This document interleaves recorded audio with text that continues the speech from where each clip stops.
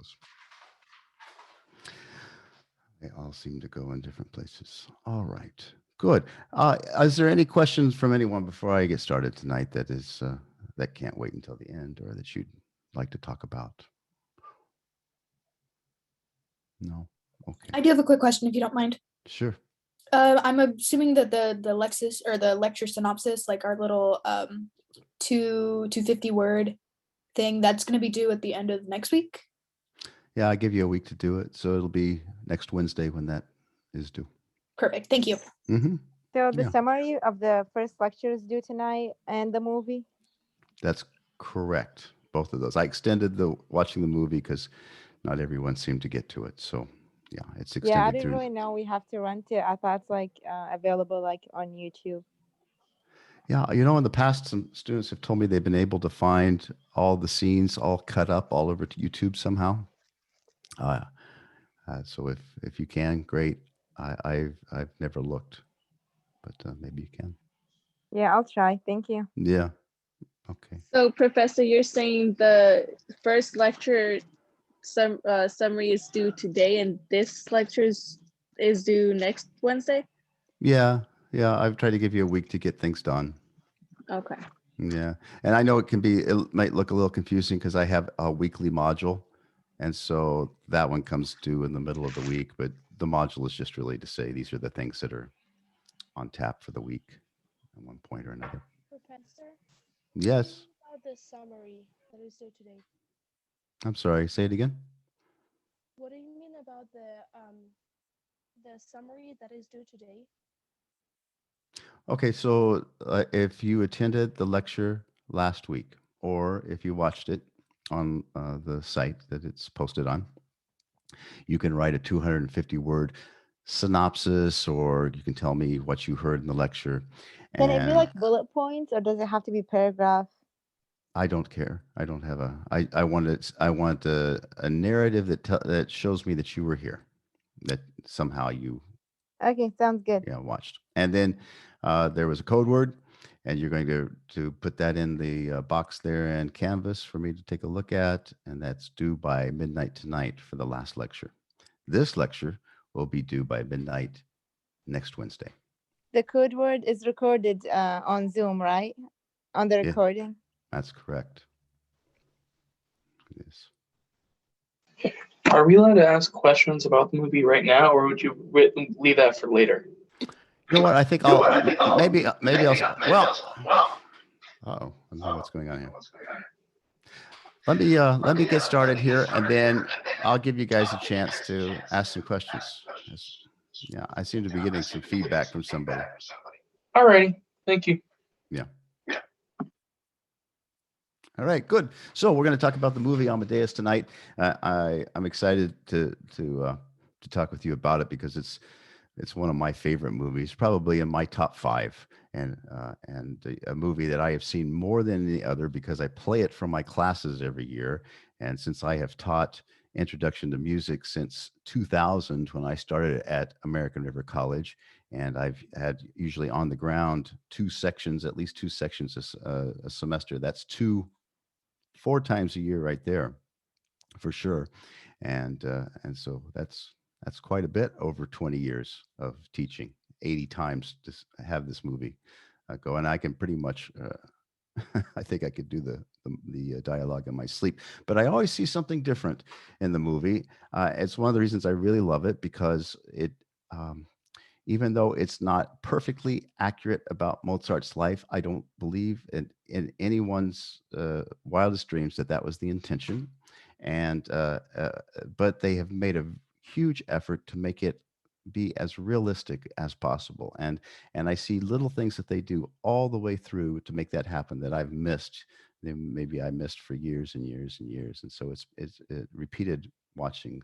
It holds up for me, and I hope those of you who haven't seen it, you get a chance to take a look at it after tonight. And if you've seen it, check it out again or share it with a friend or something like that. I hope you enjoyed it anyway. It isn't what you think it might be, with just being like a biography of a composer and kind of boring, but it was really well done in a lot of ways. So I wanted to talk with you about some of those things tonight. But first, a story But before a story, definition. All right. You might be familiar with the term archetype.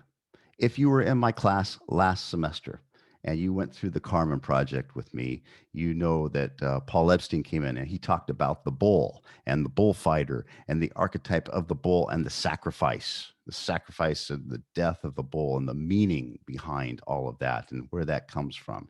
And these are, important things for us to sort of understand as we start to take a look at the movie Amadeus, what an archetype is. So archetypes, recurrent symbols or motives in literature and in art and in mythology, little stories that we see pop up in a similar way in cultures, in disparate cultures all over the world. And psychologists and biologists tell us that archetypes come out of our very DNA, our very biology, in the way that we interact with each other. Archetypes appear because of our makeup, how our push and pull, how our world works, and all of those ways. And so, when we talk about the archetype here for Amadeus, we have to understand too about how it is used as a push and pull in the building of a hierarchy. A hierarchical structure is where something is placed in importance above something else. Whatever you decide as a community is important, immediately we build a hierarchical structure. For example, there's always the best swimmer or always the best person who bakes bread, or maybe there's the best person who goes on a hunt, right? Or let's say we have a bunch of kids and they're playing games and people and they're playing games and we see them running around, and maybe you notice some of those kids are running faster than the others. They're fast runners. And maybe one of those kids is incredibly fast. He's the fastest runner, for example. And maybe one day there's a fire and the leader of the village, she says, "Hey, bring me the fastest person. We need them to run to the next village and warn them of the fire." And maybe the assistant says, "Well, our fastest runner has broken his leg, but I'll get you our second fastest runner." Now you have a hierarchy, right? You have placed someone at the top, and now you have someone second, and there's been some jockeying around because now the second is, and of course it would go down that way. And maybe the leader would say, "Okay, but our second fastest runner, she's under 14, and the next village over doesn't let anyone through the gates who is a child." And so the assistant has to go and search for the fastest runner who's over 14. Now we have another layer, right? Another permutation in this hierarchy, this weird hierarchy that I'm building for you. Yeah. But as human beings, and even in nature, we build hierarchies over and over and over again. And they manifest themselves in certain ways. And the way that, and that's biology and psychology. And as that works, you see the interplay then of certain things that create reasons for us to have mythological stories that talk about how hierarchies are built and what that means. Yeah. And so we see that as well when we're taking a look in Amadeus. Here's another example. The hero example, right? Let's say you have a very good woman. In fact, she ran into a burning building and she saved 2 children from certain death. Okay, now we have someone who is very, very good, right? And everybody knows her and they know all of the stories around her, some good, some bad, some mediocre, whatever, but they know that this person has done a very, very good thing. All right, now let's take that same example and let's add 10 more people to that, men, women, children, whatever, who have all done wonderful, incredible things. We know less about all of the periphery things about them, but we know about these wonderful things that they've done. Now we have a group of very, very great people. Great people. Yeah. Now take that out to 1,000. We have 1,000 of very great people. And what do we see? These acts of bravery they've done. We don't know the periphery. That's the hero. That's the hero concept. As it's the collaboration or the bonding of all of these stories, the melding of all these stories to create the idea of the archetype. I hope that makes a little bit of sense. So there's a story. It's found in the Judeo-Christian culture. It's found in Islamic texts. It's known as in the Judeo-Christian world as the story of Cain and Abel. You might know that if that's something that you've studied. But it's also found in much, much older writings in different cultures.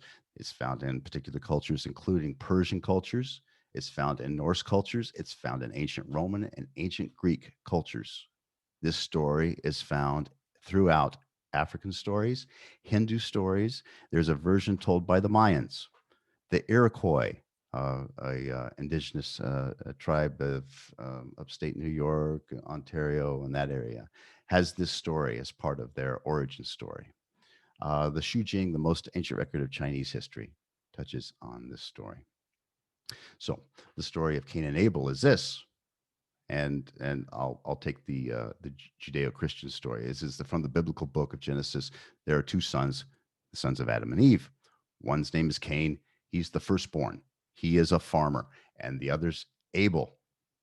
He is the brother, and he's a shepherd. Both make sacrifices to God, each of them from what they have and what they have done.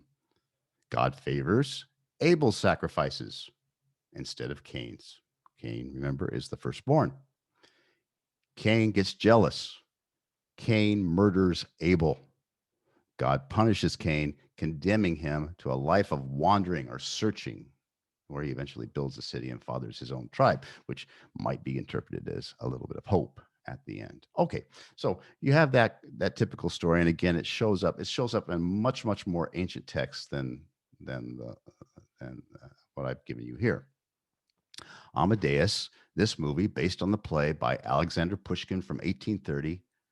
It was called Mozart and Salieri then, or an opera by Rimsky-Korsakov based on that play in 1897, or a silent film in 1917, or in 1979, the stage play Amadeus by Peter Shaffer, which was adapted by both him and Milos Forman for the film you watched, Amadeus, in 1984, is the Cain and Abel story, right? You have two brothers. These are musical brothers, Salieri and Mozart. God smiles on the younger brother, Mozart. Older brother is jealous of younger brother, Salieri. Yes. Older brother, Salieri in the movie, murders younger brother, right? Older brother must live with his deed and swim in his mediocrity, to wander forever in mediocrity. Yeah. Okay. So that is why Amadeus makes itself interesting. Instead of being a biopic of a composer, instead it's telling us a story that is a big part of the fabric of all of us. How many of you have ever felt jealousy? Anybody? Well, I have. I've felt jealousy. How many of you ever worked as hard as you can to do something at the highest level that you can possibly do, and some guy just walks in and just, makes you look like you haven't even tried? Yeah. That's crazy tough to deal with, and we all deal with it because hierarchies are built all over the place, and you can't be perfect in every hierarchy. You might be the best runner, but maybe you can't swim at all. So that is the story that we see here. And there's, of course, a lot of deep meaning around that, a lot of discussion. That's one of the most famous of the archetypes. And it's, any of you guys that are interested in psychology or studying that, you probably have encountered it. But if you haven't, that's a great one. I was actually, as I was researching for this lecture, found the Cain and Abel story through the phenomena. I don't know if that's even the right word, of mass shooters and how their feeling of despair and jealousy and so on, it leads them to act in the way that they do. And so it's interesting for us to kind of know about that. All right. I want to share my screen here with you. Let's see if I can do this and not have anything crash. That is always the case. Let's see what happens if I do this.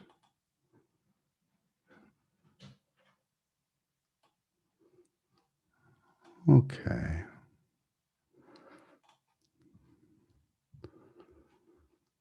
Well,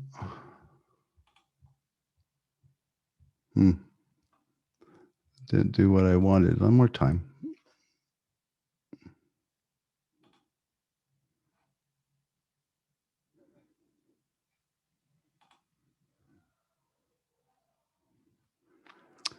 Okay, well, let's clear that. Yeah, it's not coming up with what I wanted, but that's okay. I'll just sort of do it here anyway. You guys see a whiteboard? Just a thumbs up from somebody. Do you see me drawing on it right here? Yep. Yep. Okay, good. So if we go back to the fall of the Roman Empire, just to give you a little bit of background and backstory here. In the fall of the Roman Empire, we have a restructuring of European world and the structure, the power structure of what is going on. And the Christian church in Europe ascends, Catholicism ascends as really the only game in town, because there's a lot of weakness in secular government. They they end up really kind of taking over. But what we see is a formation of a power structure that starts to look like this. If we go way back, okay, so you should see something that looks like a triangle here. Is that good, everybody? Yeah. Okay. And so at the top of the triangle, since the church controlled everything, the power of God here. Sorry for my terrible writing with this stylus. And let's take the sacred side of things. So we'll call this sacred over here. And as we descend in the power structure, the next person after the power of God on the sacred side would be, well, the Pope, right? And following along with the Pope are different types of clergy, including the archbishops and cardinals and so on. And finally, you get down here sort of to the lowest of those involved in the power structure, the monks or the nuns, and you have that right on the sacred side. On what we'll call the secular side, even though secular government doesn't really exist yet because the division of church and state isn't there yet. That doesn't come along until the Enlightenment. But we have the kings, who we will, in essence, we'll call secular, and the aristocracy that supports the kings, including barons and so on. In the medieval period, the lowest of that group were the knights, right? I hope you can read that terrible. I don't know. Okay. The rest of us resided down here. These were the peasants, the serfs, the practically slaves, really, in a lot of cases. And each group, of course, taking their bite as far as they can. These are the 1%ers up here, because hierarchical structures will tend to do that. This is a hierarchical structure, if you think about that. All right. So we have this push and pull between both sides, the sacred and secular, throughout European history. And what we are seeing by the time we get to Mozart's time is the rise of the secular side and the power of the kings, right? And then the power of the rulers, the emperors, like Joseph II that you see in Amadeus, who is the Holy Roman Emperor, have a huge territory. And I had a map loaded up that doesn't seem to want to come up here, but that's all right. I can do a little drawing here for you. And so he's quite powerful. and quite scary, was the church by this time has taken many hits, including the Protestants who've moved away. So Catholicism is now, Christianity has broken up, and so they don't have anywhere near the same kind of strength that they had before, and the rise of the secular ideas. And then we have someone like Joseph II, who actually is an Enlightenment kind of figure. He really is interested in the idea of secular government that's not intertwined with the church. And in fact, he would very much like to see things go in the direction of a constitutional monarchy, and be involved in somewhat the way that, well, maybe that you see Great Britain and the way they treat their royal figures and so on like that. Okay, I'm going to clear this. See if that works. Clear my drawings. Okay. This is going to be then a really poor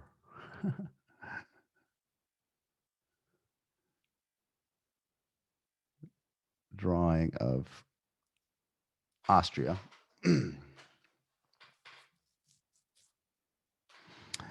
Vienna here was supposed to be a star. It's the capital. And Salzburg over here. Salzburg, it's owned in this time period. Salzburg, its own state. And the head of that state is the Archbishop of Salzburg at the time of Mozart, Archbishop Hieronymus Colorado. And we have Joseph II over here in Vienna, or Wien. And Joseph II is actually emperor of a huge amount of territory that stretches all the way up through the Netherlands and the Holy Roman Empire, up through what today is Germany, and so on. Eventually, the Joseph II's part of the Habsburg clan, they'll rule out through Hungary and on past and down into. Let's see, down even farther into parts of the Slavic countries. Earlier times, the Habsburgs actually had dominion over Spain. They also had parts of Italy, particularly southern Italy, and parts of the northern Italy that weren't part of the popes or the papal states. And with Spanish colonialism and exploration and all of that, the Habsburgs were involved before 1700 until that group died out. The Spanish group died out. So a very powerful group, very stable, actually, the Austrian and the Habsburg Empire. And even though there were wars and things going on, there was enough stability that the arts could flourish, and they flourished in Vienna like nowhere else. Maybe the only one that could really have given them a run for their money was London, but certainly London didn't produce the kind of star power that Vienna had. And so there was a real, a really interesting phenomena going on there. And Mozart over here in this little town of Salzburg, all he wants to do is get out and get to the big city, just as if you lived in Sacramento and all you wanted to do was get to New York because you were that good, which all of you are. And so he in those first scenes of the movie, you're seeing this conflict with him. And as a young man, he's trying to get himself on his way. And actually, what we have with Mozart is someone who becomes the first really well-known freelance musician, because the way that musicians were able to make their money in previous times is that they had to have a patron. You had to have either an aristocratic figure who had hired you to write music for this or that, or to play concerts, or to play, maybe you played in their homes if they were incredibly wealthy and so on, or you were hired by the church, right? And so Mozart's father, Leopold, here in Salzburg, as the assistant head of music to the archbishop, has a position in the church. Doesn't pay great, but it's pretty good for a musician, and he's able to have a family and so on. And so he's raising young Wolfgang to be in in that kind of world, and yet he has this prodigy who is chafing at the bit to get out. And we have all of these other things that are starting to swirl around, including the political and social situation. So we have all of that that we're dealing with in the movie, and the characters, the cast of characters that line up around that. And then we have the character of Antonio Salieri. Okay, I'm going to get out of this. Let's just dump that and let's stop sharing to do that. Okay. So we have Antonio Salieri. As depicted in the movie, he seems absolutely evil, Machiavellian, in fact, if you can think of him like that, always trying to get in the way of poor Wolfgang, who innocently is wandering around in Vienna. The reality is that's quite a bit of that is made up about Salieri. Salieri was from Italy. He was born in the Republic of Venice. He spent his life as a subject of the Habsburg monarchy, going originally to Vienna to be head of Italian opera, right? And influential he was. And so many composers followed in his footsteps of opera, and opera was the thing. I mean, if you can think, opera was like movies and YouTube and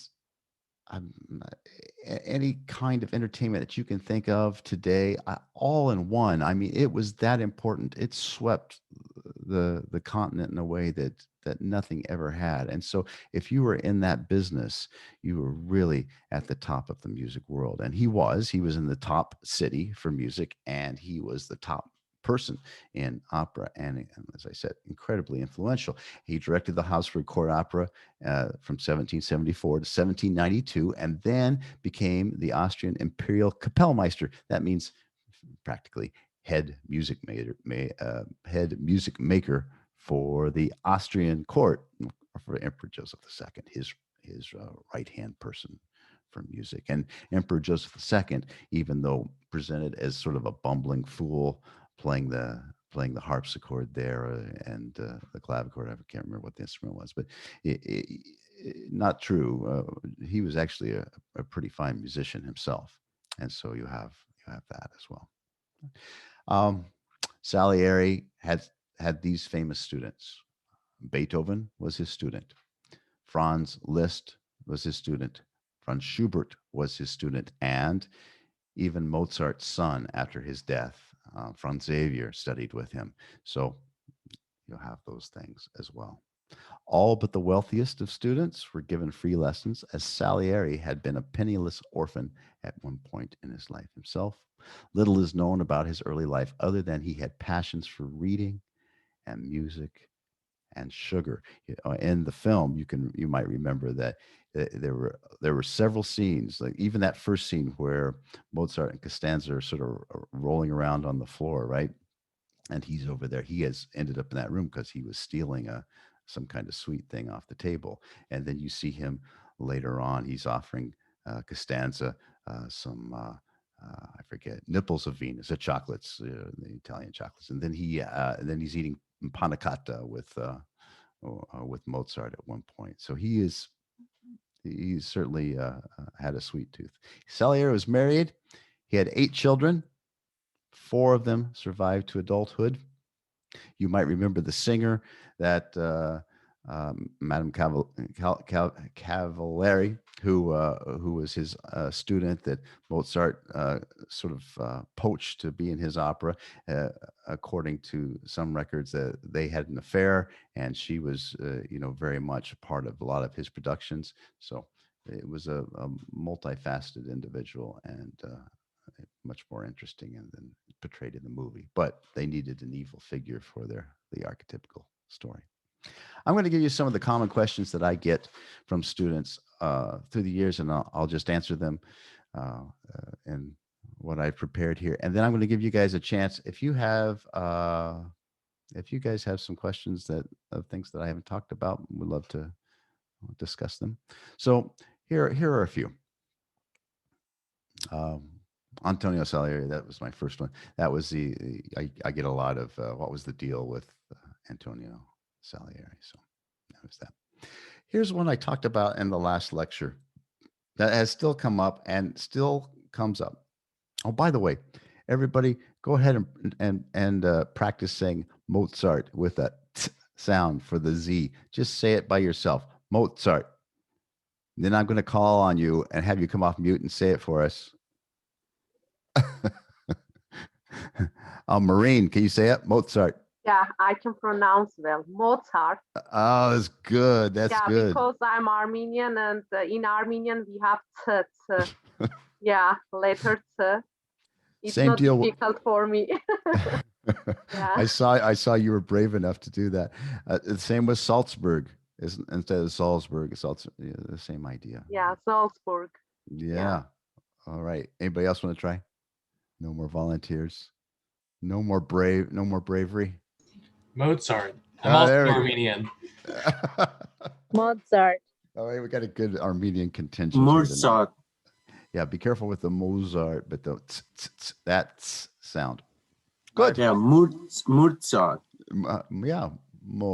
Yeah. Okay, good. Very good, My you guys. father was born in Austria. His name was Helmut Soccer.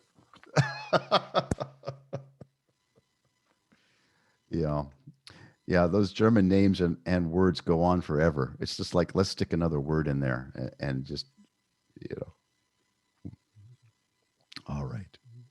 So we talked about that, the translation of his baptized name, Johannes Chrysostomus Wolfgangus Theophilus Mozart. And remember last time we talked about Theophilus in English, loved by God, in Latin, Amadeus, right? I think it was Gottlieb in German. And his first two names, Johannes Chrysostomus, are from the feast day of his birth, January 27, 1756, but January 27th.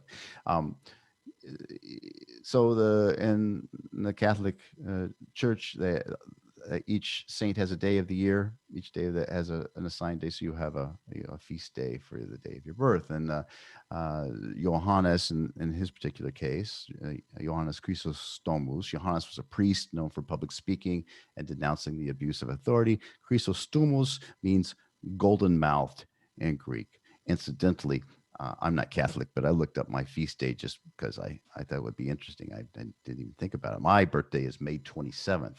So the saint is Saint Julius the Veteran, a Roman soldier who was beheaded after refusing to renounce his faith in 304. Ouch. So that's my saint. We also talked about Mozart liking to translate his name, and you may see his name in programs with Amadeus, which is the French version, Amadeo, which is the Italian version, and Amadeus in Latin. I haven't given you the keyword yet for tonight. Number 2, or 3, or 4. I'm not sure where I am. Did Mozart have a dirty sense of humor, as in the film? The answer to that is true. He did, as a lot of Germans did and still do.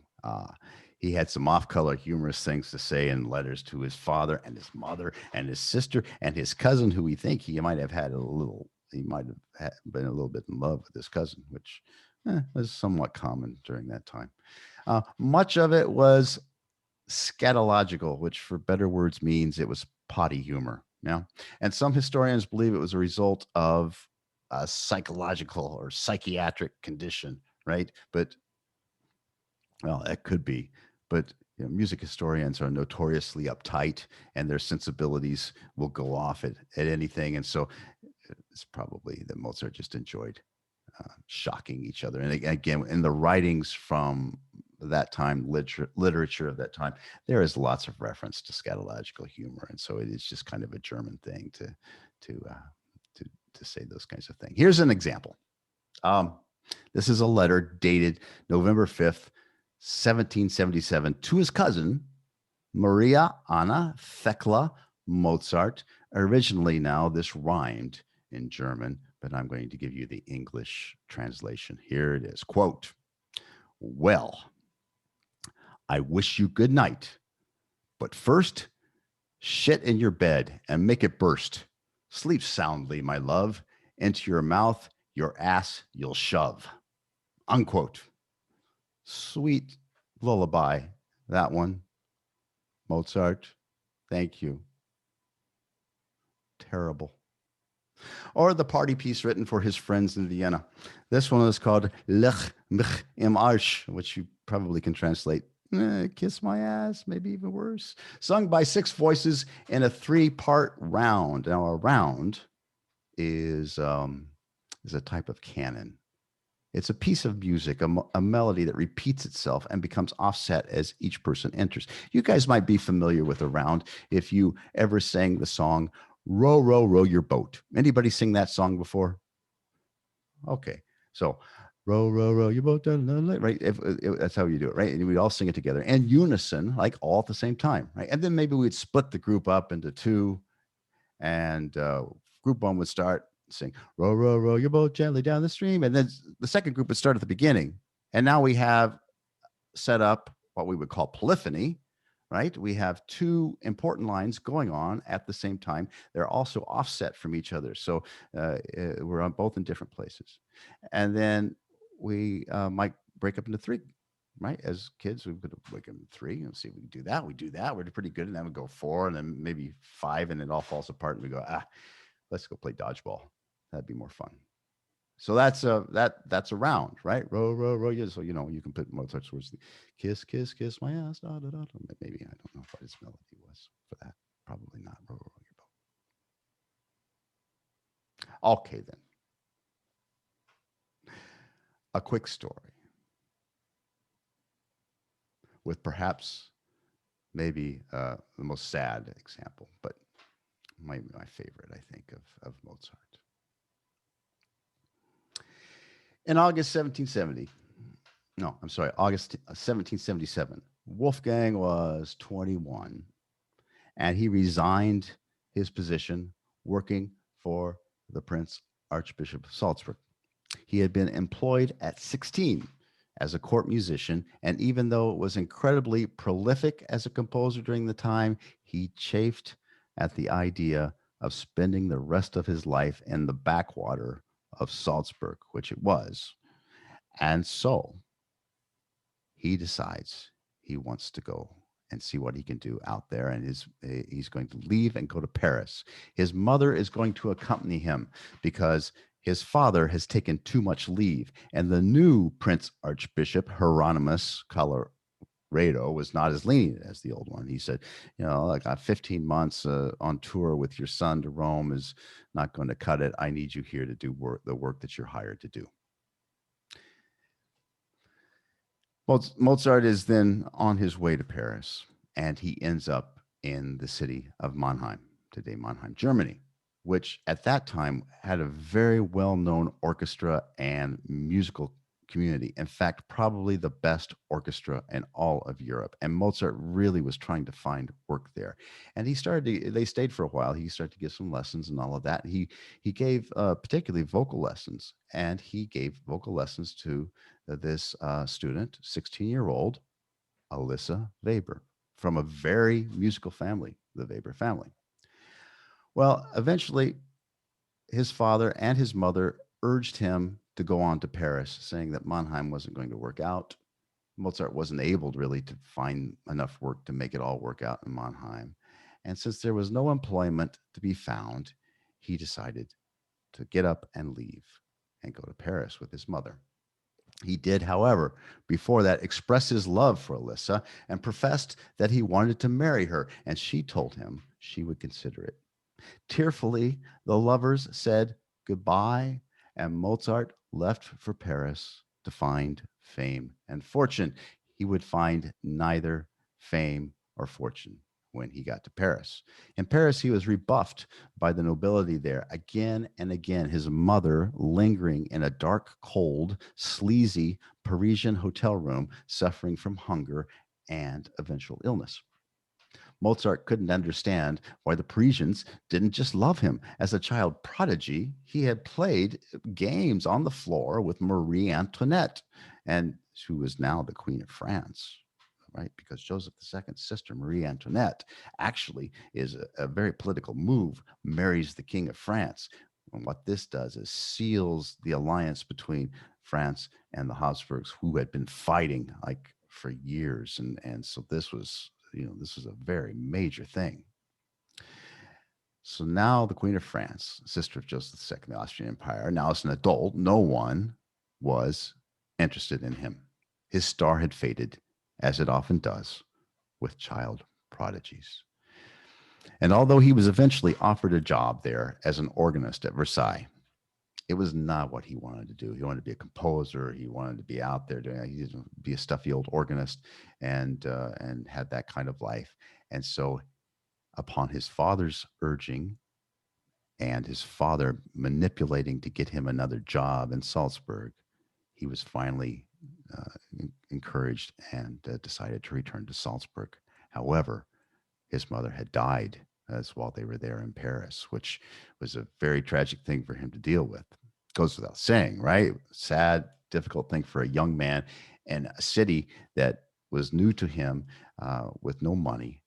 And he's having to deal with all of the arrangements for her during her sickness, including trying to afford her medicine and her medical help, and then her burial arrangements after she passed. Later, Leopold, his brutal and manipulative father, would blame Wolfgang for her death. He wrote to his son, quote, "She was fated to sacrifice herself for her son," unquote, and blamed her death on the fact that she had to travel to Paris to keep him away from Alyssa Weber. Truly,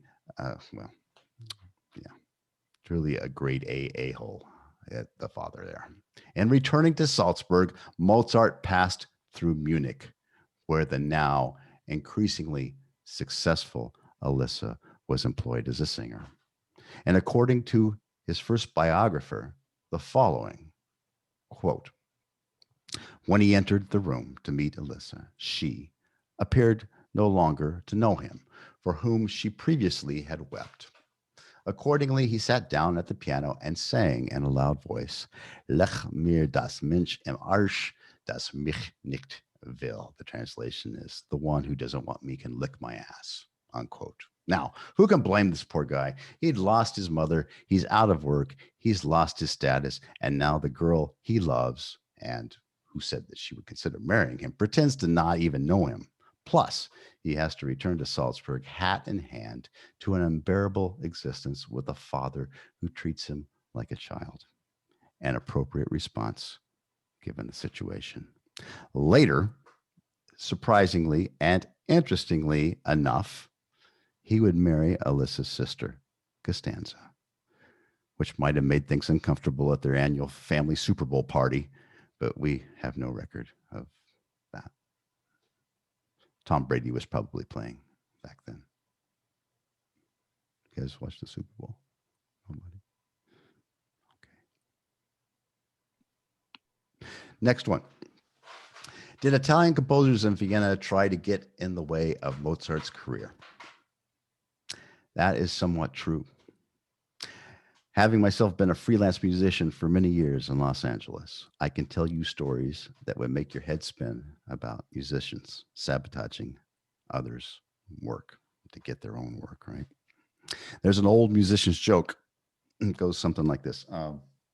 One trumpet player says to the next, "Hey, did you hear that Joe Blow passed away yesterday?" And another trumpet player goes, "Really? Well, what do you have?" And the first trumpet player says, "Well, he had first chair in the opera, he had the circus, he had Disneyland, he had Warner Brothers, etc." The joke being, of course, that the concern was over the trumpet work that would now be available rather than the plight of poor old Joe Blow. Well, I guess you have to be in the industry to appreciate that one, but it is somewhat true.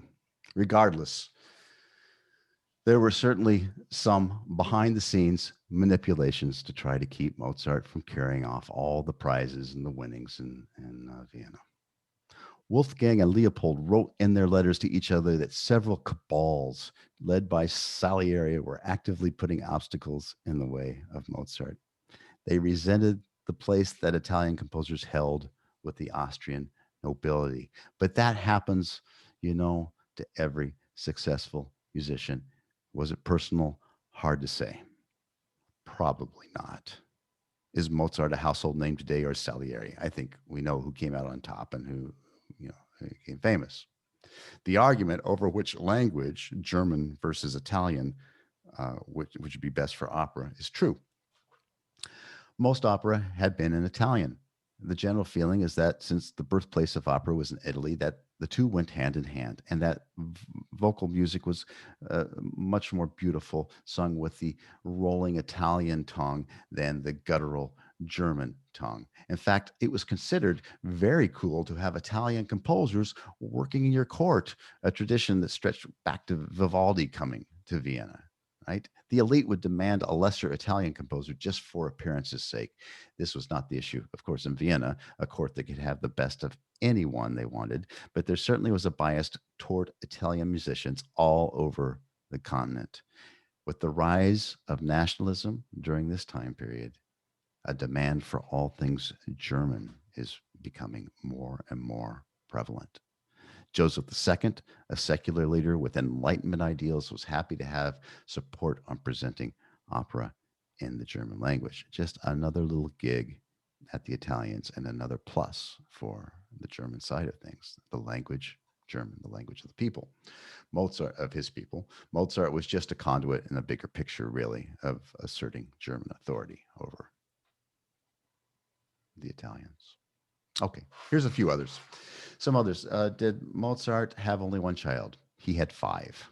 Only 2 lived to adulthood, Karl and Franz. The other 3, Johann, Teresa, and Anna Maria, didn't make it out of infancy. The infancy death rate was somewhere around 50% at the time of Mozart's life. I'm going to skip that one for now. Did Salieri commission the Requiem Mass? And dress up like the statue from Don Giovanni? No, that was not commissioned by Salieri, but it was commissioned by a somewhat minor level aristocrat who lived outside of Vienna named Franz von Walschig-Stupak. He commissioned it anonymously to offer for his wife's death. He was known to commission lots of things anonymously and then perform them and say they were his. So the fact that that was all kind of played out in the movie is somewhat correct. It just wasn't Salieri that was doing it. Was Mozart broke when he died?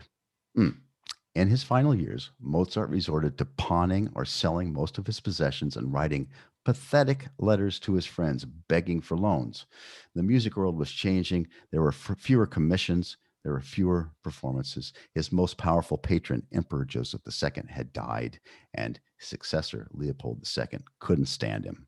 So Mozart hated being trapped and pursued the life of a freelancer. His income, though, was unpredictable and subject to long, dry periods. Also, Mozart liked to party, and he liked to live extravagantly, and he would dress in the most expensive fashions of the day and throw the most outrageous expensive parties. The most famous composer of his time died in debt with nothing for his wife and children to survive on, aside from exploiting his legacy. Okay. Did Salieri poison Mozart? No one knows for sure, but it's very unlikely. All right. He died on December 5th, 1791, after lapsing into a coma. Generations of doctors have been obsessed with figuring out why he died at 35. There are at least 136 post-mortem diagnoses in the medical literature trying to figure out what happened to him. A week after Mozart's death, a Berlin newspaper falsely reported that he was poisoned. Another false rumor was spread that Antonio Salieri confessed to the crime on his deathbed in 1825. He didn't. Adding to this, Mozart had told his wife just before his death that he felt ill, that he might die, and he feels that he might have been poisoned. So all of that all swirled around to this rumor and, well, really myth that Mozart was poisoned by someone. His personal physician, Thomas Franz Closet, concluded that he died of acute military fever. He had symptoms of high fever and the eruption of tiny millet seed-shaped bumps that blistered on his skin. His sister-in-law, 33 years after his death, reported that Mozart suffered severe edema, which is a swelling of the hands and the feet, the legs, the abdomen, the arms and face, which were all retain body fluid and high fever. And he complained of that and pain all over his body. However, on December 4th, the day before he died, he invited a friend to his house to sing through the parts of the Requiem. And then he had several friends come over and they sang through the parts. And then he invited his student, Franz Süssmayr, to come over, and he dictated parts of the Requiem to him, not Salieri. After his death, Süssmayr would complete the unfinished Requiem, and Constanza would sell that to make some money for the family. He was conscious up to 2 hours before his death, according to his sister-in-law. So there are many, many modern medical diagnoses, which included tuberculosis, mercury poisoning, syphilis, rheumatic fever, kidney failure, kidney problems, scarlet fever, trichinosis from eating poorly cooked pork. There's even one where a grave robber brought a skull to the Mozarteum in Salzburg with a crack in it, saying that this is Mozart. They haven't been able to prove it true or false. And there's a theory that he died from a fall that cracked his skull. All of that. In 2009, a team of epidemiologists began to study all of the data from the time period. So from 1790, all of the deaths were in Vienna. There were over 5,000 adults who died. The mean average age was 54. The epidemiologists discovered an increase in the deaths of young men in the weeks corresponding to Mozart's illness. There was an epidemic in Vienna at the same time where 1,800 people died of the same symptoms as Mozart did. And so the researchers diagnosed a strep infection, which progressed to his kidneys, which caused edema and caused inflammation of the kidneys after infection. Possibly. That's what we think now. The interesting thing is it changes. People have come up with new theories all the time. In 2000, I would talk about this differently than I do now, just because there's new information. So we still try to figure that out. No one knows where Mozart's remains are buried. So lastly, was he really buried in a pauper's grave? And that's mostly false. The grave was what they called a middle-class common grave. It was a third-level common grave, which new research claims was marked. However, after 10 years outside of Vienna, they would dig up the graves and dispose of the remains that were left, and then make those grave sites available to a new group of people who had died. The story that he was buried in a pauper's grave and was slid out of a coffin in a linen sack and all of that comes from a decree from Joseph II, who said, I want all of this to happen because of a pandemic that's going on in Vienna. And the way that his burial was depicted in the movie, that was the way that he had decreed. However, there was such pushback from the Viennese public at the time that they never followed through with that decree. And so Mozart was, the records that they have unearthed now, Mozart was buried in a kind of a middle class way, not in a common grave. Those are my points from the movie of the most common questions I have. Are there any questions tonight?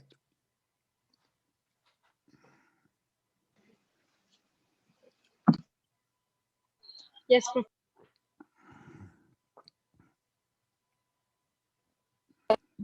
So for the notes, can I turn in a picture of my notes written on a paper, or does it have to be typed on a computer? I've never had anyone do that, but yeah, you can upload a file of a picture of your notes. Yes. Okay, like to do sounds good. Thank you. Oh, here's a question. Did he really laugh like that? Yeah, we have a record that he had we don't know for sure what the laugh was, but they had a strange, funny, high-pitched laugh. Yeah. Professor, I had a question as well. Mm-hmm. I apologize if I missed this, but did Salieri have any social consequence or speculation after Mozart's death? Well, the speculation that Salieri poisoned him came on after after Salieri's death because it was supposed to be on his deathbed. So Uh, what we know of is that Salieri was a pretty upstanding guy, and he was given lessons to Mozart's son after Mozart died for free. And he went to the Magic Flute, his last opera, and was standing up and screaming "Bravo!" and "This is the best thing I've ever heard." And so it's hard to, yeah, it's hard to point a finger at him. Thank you. Mm-hmm. What is the code for tonight? Okay. All right. What is the code for tonight? Let's make,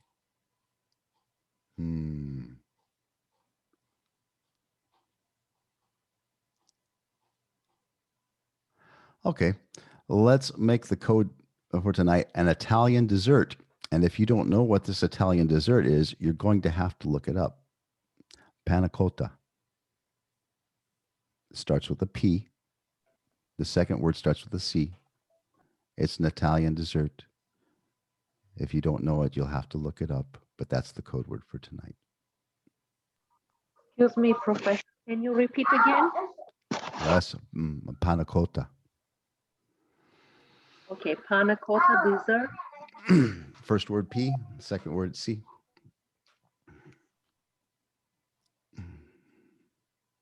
Hey, Professor, you just want us to mention the panna cotta word? Like you don't need to you don't want us to explain anything about it. You just want us to write it.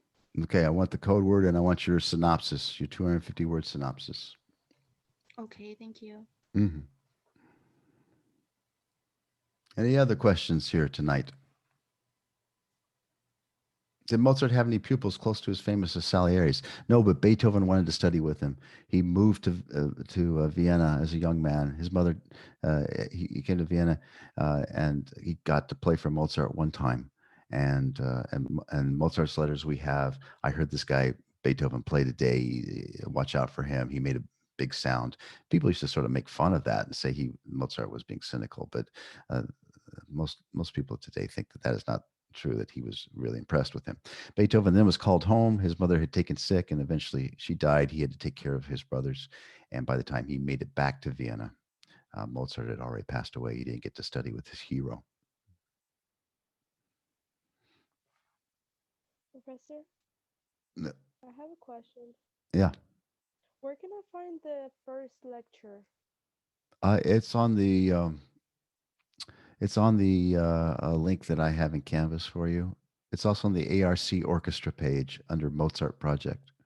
So you can go to it either way.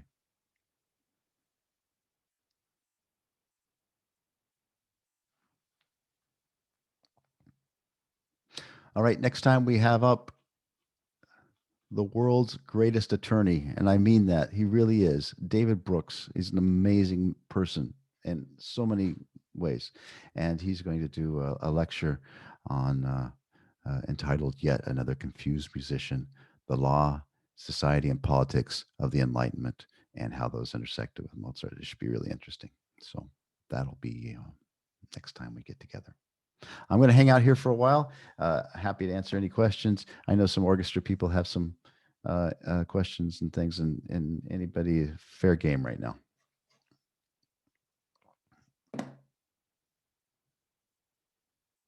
There's a question of why does the movie show a mass burial instead of Mark Grave? Because it's a movie. There were a lot of things that weren't true in the movie, and it used to be, and in the movie's defense, it used to be that was what everybody thought. But recent research into all of what was going on in Vienna at the time, that is not the prevailing thought right now. What's really fun is to read all of the things that historians say, and they say them with such authority that you want to believe. Things that I believed several years ago are completely disproven, but I said them with authority too, because that's what I thought was right. So thank you, everyone. Thanks for your kind words. I have one more question. What do you think? I think Mozart would have loved the movie about himself. I think Mozart would have ended up being a very well-known and great film composer. If he had that ability. He was great with writing theater music, and that would have transferred really well to film music. He would have been another Hans Zimmer or John Williams or someone like that, I think. Yeah, the psychology of Mozart, why he was the way he was, it's pretty interesting, and I think you're probably going down the right path. That the way he was treated as a child certainly contributed to his way of being as an adult. I mean, there are others that say he had psychological issues. I don't know. Maybe it's really hard to tell. Mozart, interestingly enough, Mozart felt really uncomfortable about his ears. He thought they looked funny, and people made fun of them, calling them elfin ears. And so he would wear extravagant and big wigs. So he probably would have approved of that.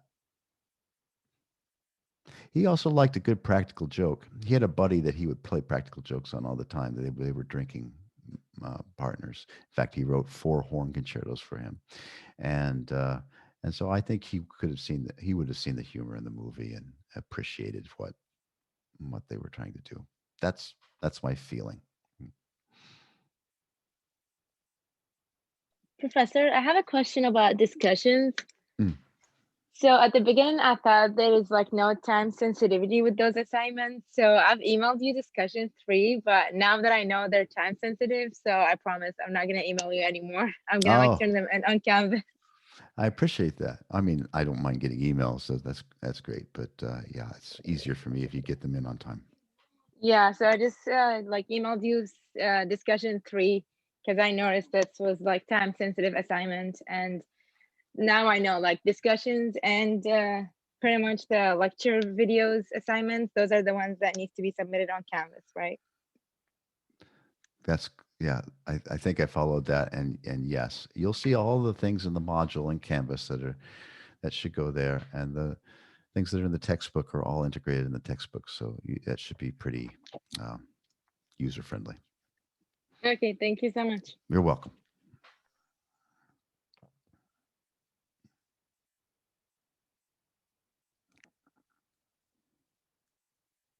Are we free to go? As if I have you chained here.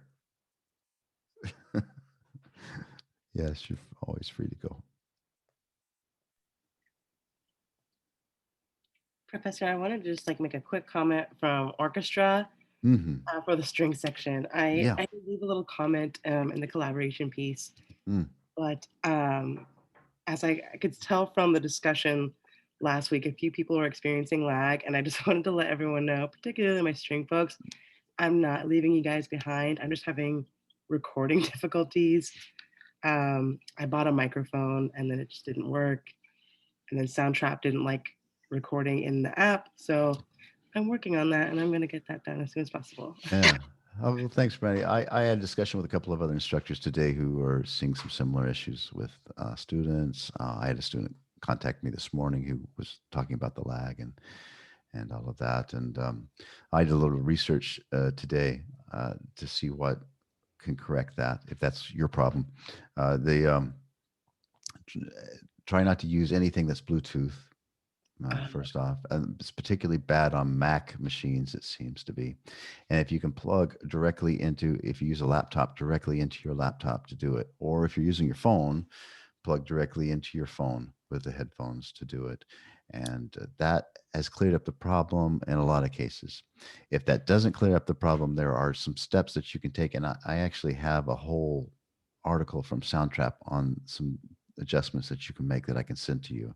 So, but the easy fix is getting the headphones directly into the hardware. So try that first, and then if you need more stuff, I'm happy to send it over. Thank you so much. I will try that and let you know how it works. Yeah, you're welcome. Yes, you can drag the audio to line it up as well, and so there's that. And but I know it's tough when people aren't seeing things come together the way they thought they would. So have both.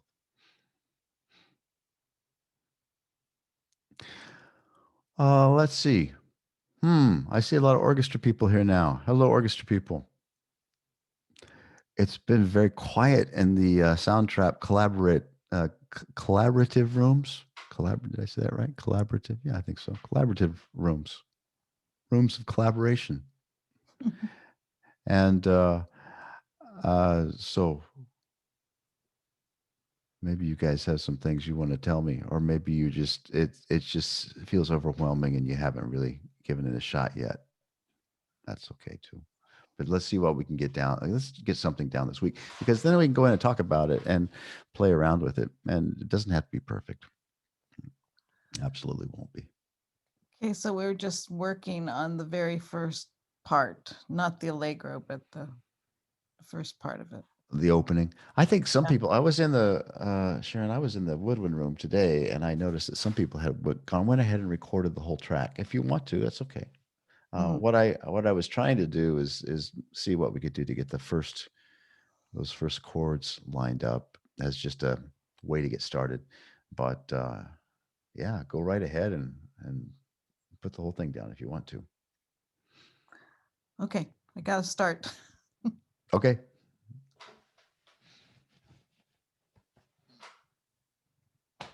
Let's see. Who else do I see here? I see Juliet, and I see, I talked with Sharon here a minute ago, and Raylani, and I see Anne, and someone called Master, and Yuri. Did I miss anybody? Oh, and Jean and David, maybe. Have a question, Anne, or just saying hi? No, I have a question. Thank you. So I kind of dumped about 8 tracks that I'd recorded into the woodwind section, as you and everybody saw. Sorry about that for taking up so much space. But my thing is, each one of them had good points and bad points, and I don't like any of them that much.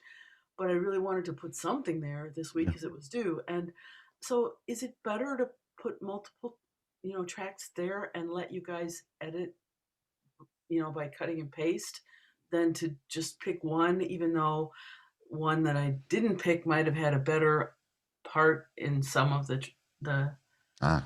see what I'm saying? Yeah, I see what you're saying. So I think, did we ever get a woodwind like coordinator? I don't think nobody we did. wants to do it. We're all like too paranoid that we're bad and we have nothing to offer. Well, maybe you guys don't, maybe you're a collective. We'll call you guys a collective. An experiment in collectivism. And so I think you guys should talk about that a little bit, whether or not how you want to approach that. One thing that might be interesting for you to try is that in Soundtrap, there is the ability to cut and paste, or to punch in, or however you want to talk about that. And though the tutorial on how to do that is in YouTube, I can also send you some information if you'd like to try it.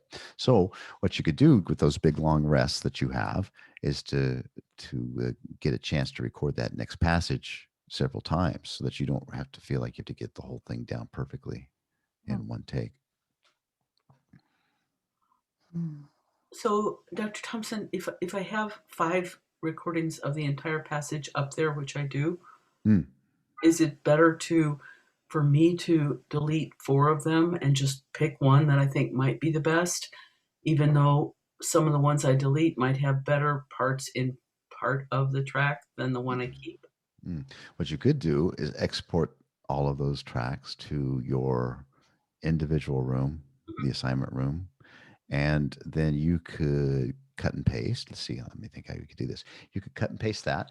Then you could export that finished cut and paste track with all of the best stuff that you have in it, and you could import it then into the collaborative room. Yeah. When I export them to my individual room or whatever it is, do they remain in the collaborative room until I actually delete them from that? Because if I cut and paste them, I might wreck them. Yeah. No, if you don't delete them, I think, let me think. I have done this many a time. So yeah, if you export it, it doesn't delete it. That sounds like a great idea. Delete it. Yeah. Try that. Tell me how it works. Surgery on him and see what happens. You know, Sure. yeah. Hey, you know, It's like I nailed the ending. Ariana Grande does it. You know, Why not you? Thank you, Steve. Hello, Dave hello, Brooks David. here. Hi, David. Hey, I had a case years ago that will disprove any theory that Mozart died of mercury poisoning, which is one of your listed theories. And I like that. It's because mercury is a cohesive and not an adhesive. So that if you say mixed it into food, it would not adhere to the food. It would seek its own level and pool. Mm. And so it's virtually impossible to kill someone by poisoning them with mercury. The people that die of mercury poisoning are generally injured by the fumes. And that has to do with using mercury in different chemical techniques as part of a chemical process before they knew that was lethal. Wow. Or before they cared that it was lethal. I mean, that's what people have talked about, mercury being such a evil for so long. It didn't even take it out of certain things like thermometers and all of that. You can't eat it. Well, if you eat it, you're okay. You can't administer it that way. If you put mercury, it shows up as silver balls, and then all the balls seek their own level and pool. So if you eat mercury, what happens? It's not good for you, but it's just hard to. It won't kill you. There's some other things I've got a list that are bad for you. It's on the list. I appreciate it. Well, that's the fun thing about doing the research and all of this is that there's so many weird things. I was actually floating successful with that argument in a murder case. Oh, wow. Long time ago. Cool. Wow. Well, now you know. Yeah, I thought mercury was the big bad evil. Aren't all those fish that in the lakes that were dying of mercury poisoning? Remember all that? Floating on top, and that was maybe that wasn't it. Maybe they were dying of something else.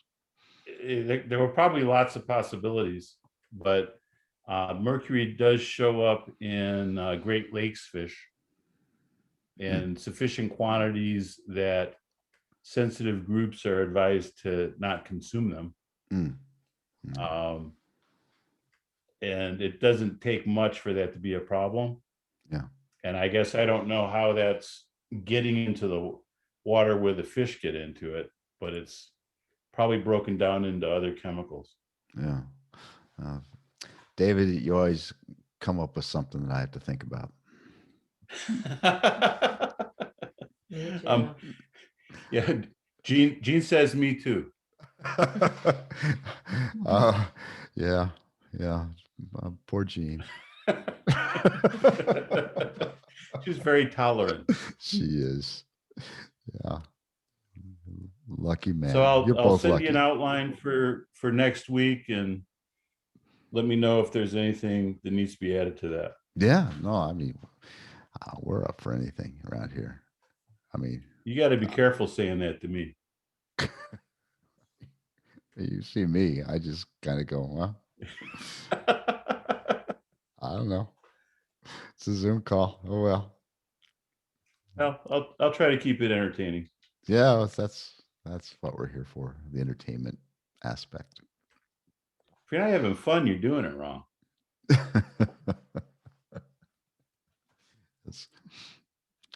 Yeah.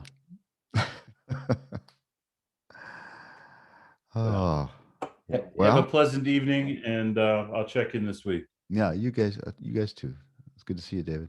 Thank you very much. Bottom right. Okay, who is left? Anne, Yuri, and Kazia. Kazia, you have a question? Kazia, no, sir. I'm gonna leave now. Thank you. Okay, all right, cool. Oh wait, I actually do. So I missed part of this lecture. How would I find that? You said it was recorded? Yeah, it's recorded. It'll be posted. It takes a little while to render. So tomorrow should be posted up. Okay, thank you. You're welcome. Have a great rest of your night, sir. Yeah, Good you night. too. Okay, good night.